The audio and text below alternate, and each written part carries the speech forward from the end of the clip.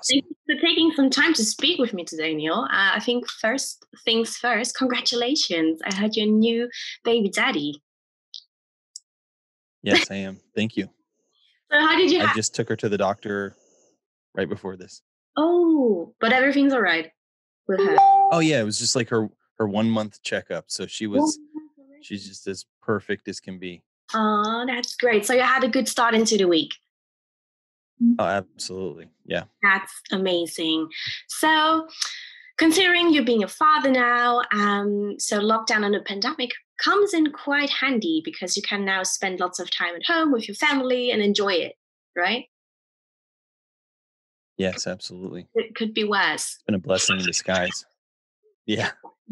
True. And there is another sort of baby arriving, a musical one called You're Welcome on the 5th of March, I Yep. believe.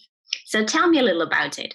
It's like a really ambitious baby that the five of us created together and kind of pushed the boundaries in every direction just to make something new that was all different genres that we were inspired by and really just something that we're proud of, which I think we did. I think we nailed it. You think you nailed it. That's good. So I do, yeah.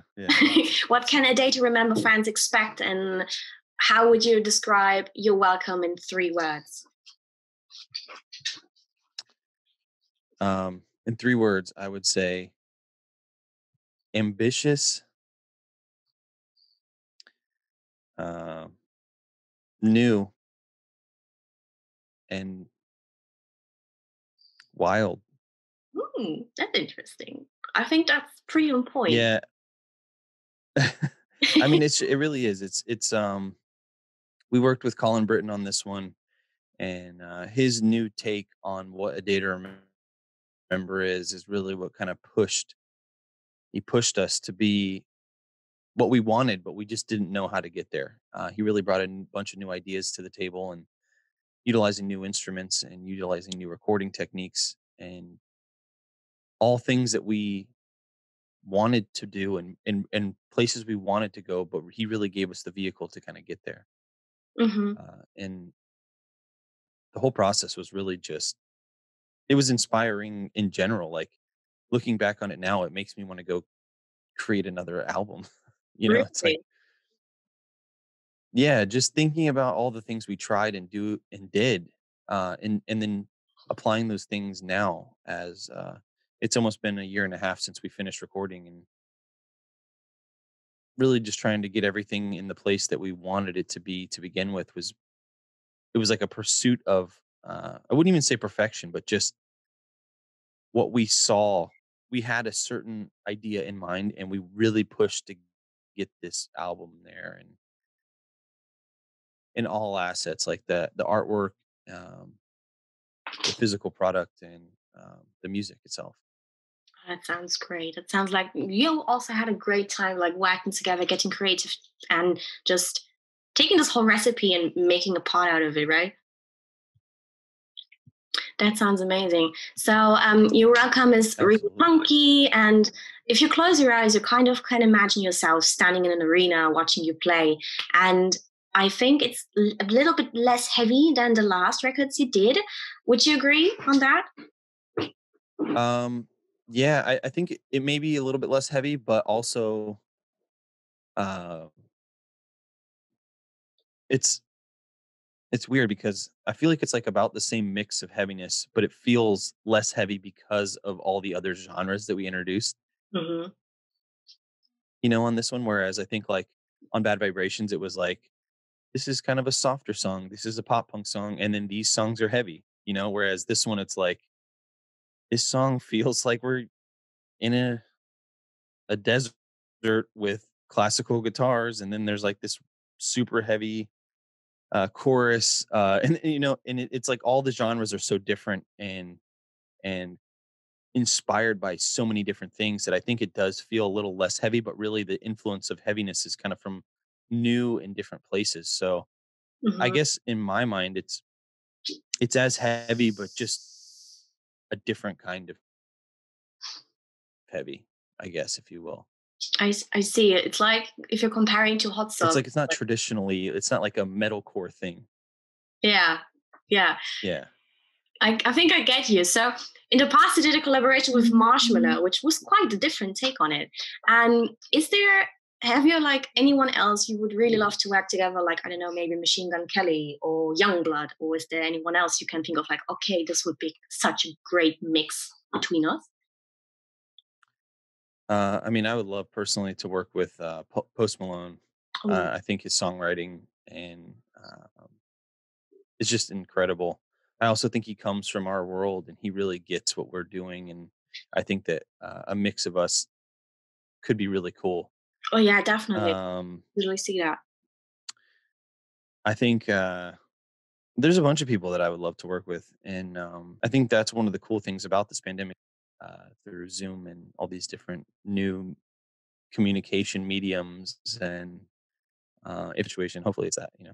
Yeah, so like speaking of pandemic and new ways of communication, it's different releasing an album during a global pandemic. I mean, taking this in regard and its obstacles, do you think this kind of new way of promoting a record is more beneficial than the usual way? Or did you think like, oh man, it would be such easier if there wasn't like this whole COVID thing? Go on tour and do what we do best, which is play live music and create, you know, these live shows that are just as fun for us as I think they are for the fans. Hmm. Um, that's hard, but it really has pushed us to kind of get creative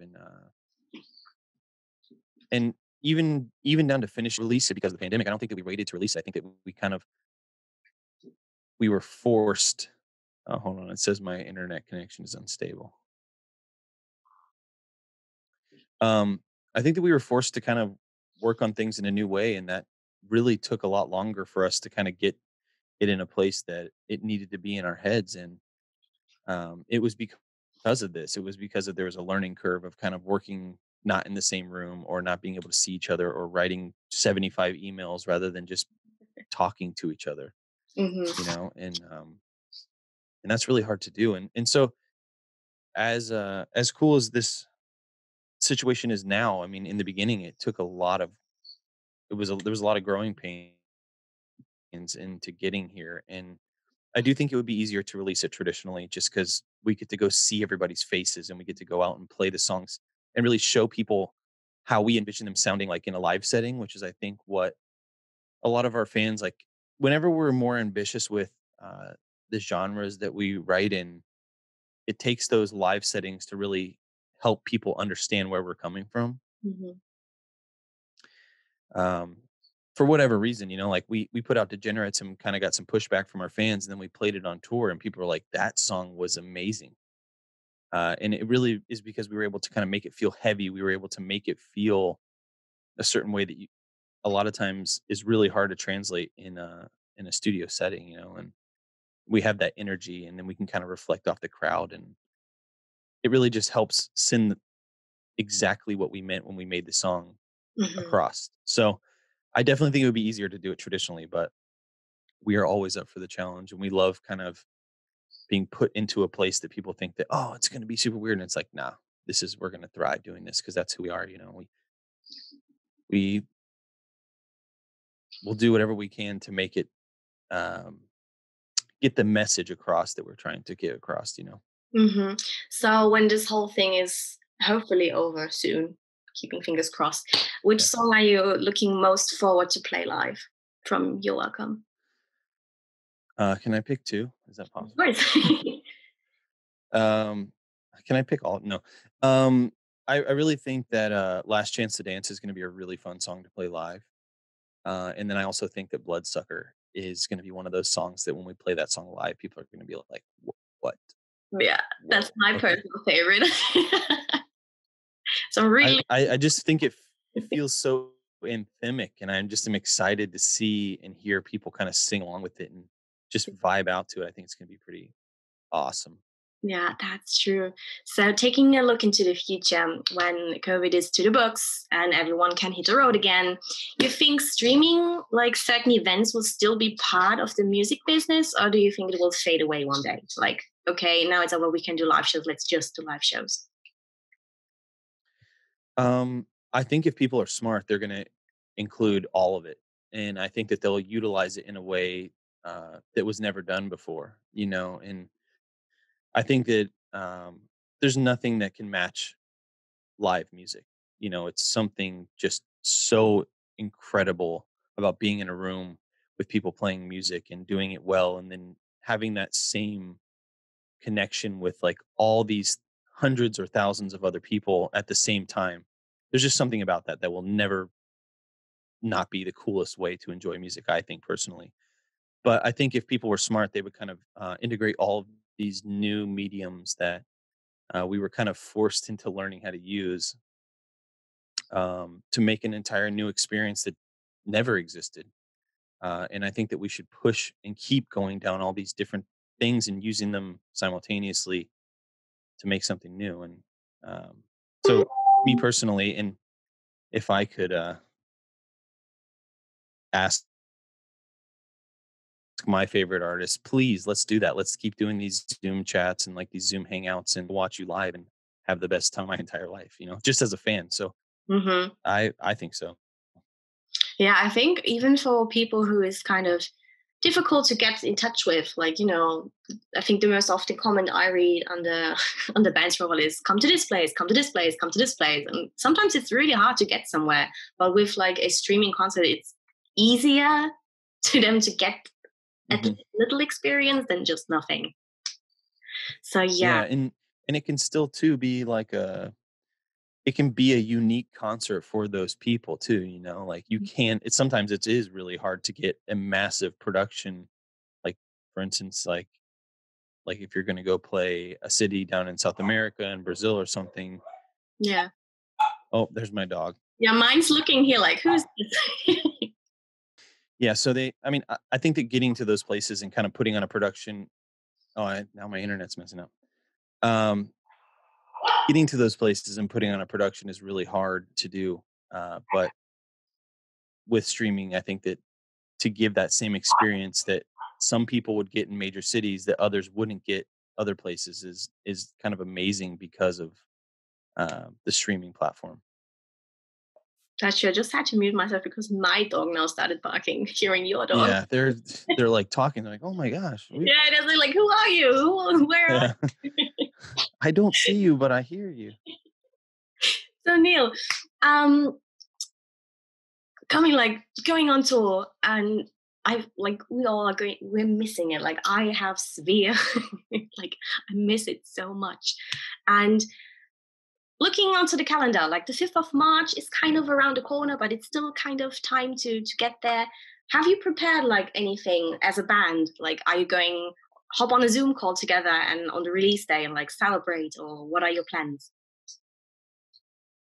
I don't know if there's any specific plans as of yet, but we're definitely working on an interesting live stream that I don't know if it'll be right when the album drops, but we're gonna be we're working on that now as we speak. Um, Mm. and then yeah, it's gonna be pretty awesome. And just kind of doing those things. And honestly, I wish that we could just go on tour. I wish we could just go play shows and kind of show these songs off, and with the production and the sound that we envision. But I'm sure that there will be all kinds of things like that, like Zoom calls and Hangouts and um, all of that. But none of it is like in the books and solid yet. So Yeah, yeah, fingers crossed. So, Neil, my last yeah. question would be, so I'm not sure if you're familiar with carnival season here in Germany, but since we are Cologne-based magazine, we celebrate the Cologne Carnival.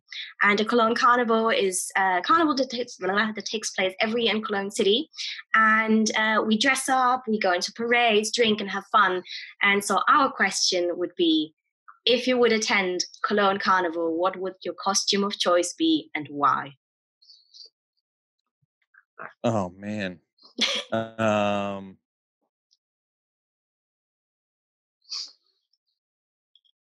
some of my favorite festival, German-based, like Oktoberfest, Mhm. anything getting together to drink beer and eat food, I am absolutely 100% on board with. Um, oh, man, what would my like? What are okay? So can I ask, like, what do people dress up as? Like everything? Anything, it could be anything. Like Like if you go are to they the like parade, influenced by pop there's like, culture or? yeah, sure. There are hawks, there are nuns, there are priests, there are policemen, there are giraffes, there's everything. That sounds like the most fun ever. Um, I would probably be a really really tall Yoda Oh, that sounds from amazing. Star Wars. That sounds Just amazing. like a 6'2" Yoda. People are like, "What is going on with him?" Oh, what do And I you, would try to find someone that was like a really short Chewbacca, and we'd hang out, and everyone would be like, "What's happening?" oh my It'd God, be a really tall Yoda, and then a really short Chewbacca. this is amazing. This is Two amazing. pork. We need to make that happen. So once everything is set back to normal, you're getting an invite for the whole band to come and join us at Cologne Carnival. You will absolutely be there because it sounds like one of the most fun times ever. Absolutely, you bet it. That sounds great. That sounds really great. So yeah, thank you, Neil, very much for your time. I hope you had as much fun as me. I did. It was awesome. Thanks for talking to me. Yeah, thank you for your time very much. I'm looking forward to the 5th, and I wish you great success with your welcome. Thank you so much. It was You're great welcome. talking to you. Yeah, thank you again. So have a good day. Greetings to the dog and baby girl and lovely mummy. You too. And have a good week. I Bye. will.